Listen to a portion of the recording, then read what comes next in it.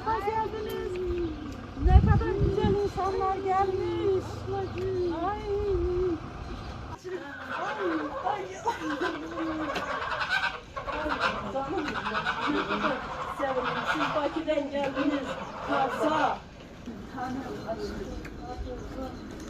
Sen de Kars'a hoş geldin. Çok sağ olun. Çok sevindim.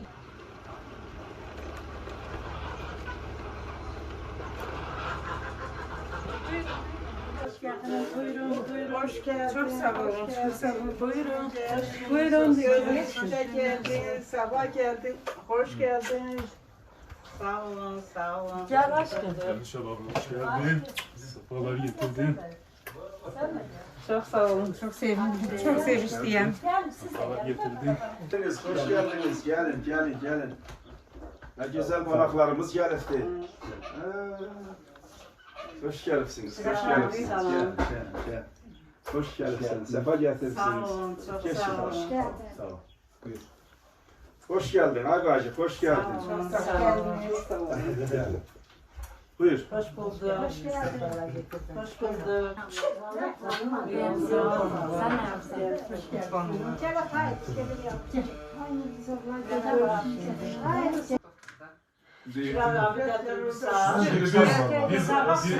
Biz aşık değiliz ki Yüksel Yıldızoğlu gibi. Mən Bakıda yaşayıram. Mənim babamla Fikrətin babası 1924-cü ildə iki qardaş ayrı qalmışlar. Ara bağlanmış, Sovet dövründə bu iki qardaş bir-birindən ayrı düşmüş. Və demək olar ki 100 yıllıq həsrət. 100 yıllıq həsrəti 15 il bundan öncə mənim babam gəldi, o həsrəti sona erdirdi.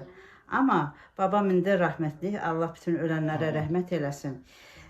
Bu il bacım bizə qonaq gəlirdi Rusiyadan. Biz belə fikirləşdik ki, biz gedək, biz qohumlarımız, heç görmədiyimiz qohumlarımızı ziyarət edək. Sağ olsun, yaxşı Bakı-Kars uçaqla gəldik. Yəni çox gəlişimiz də çox rahat oldu. Buranı mən sanki öz vətənimə gəlmişəm. Mən elə bilirəm doğma vətənimə gəlmişəm. İnsanlar aynı, yaşayış aynı, təbiət eyni. Yəni mən burada heç darıxmıram. Mən elə bilirəm bir anlığa mən öz vətənimə gəlmişəm. Mən çox sevinirəm, çox şadam, çox sevinçliyəm. İki qardaşın torunlarıyıq biz. Türküyü mən çox sevirəm. Mənim anam o vaxt, mənim baba annem də həsrət ayrı düşmüşdü öz ailəsindən.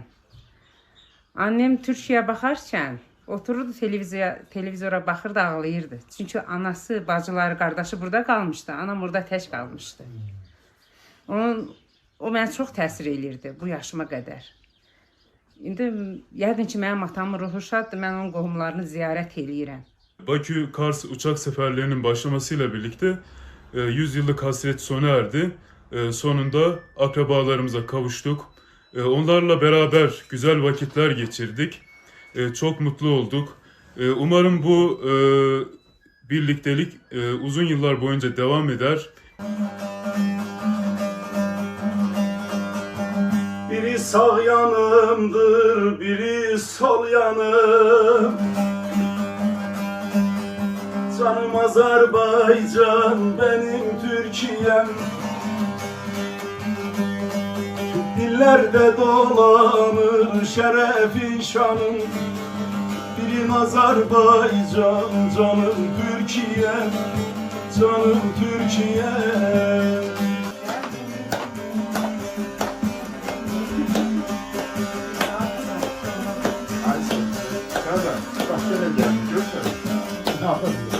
Pencerenin milleri Aysar seyranlı kız. Açık kızın gülleri bile maral ceylanlı. Gözden yaş gelir bile maral ceylanlı. Kız seni bana verseler Aysar seyranlı kız. Allah'a da hoş gelir maral ceylanlı kız. Seni selam ahle bileli. Dile yar gelip duymamışam kurbanım sana. Dile kiprik seni selam ahle bileli. Dile Görünen qarsın düzüdür. Ağlama bağlama ağlama. Sevdiğin kimin kızıdır. Ağlama bağlama ağlama.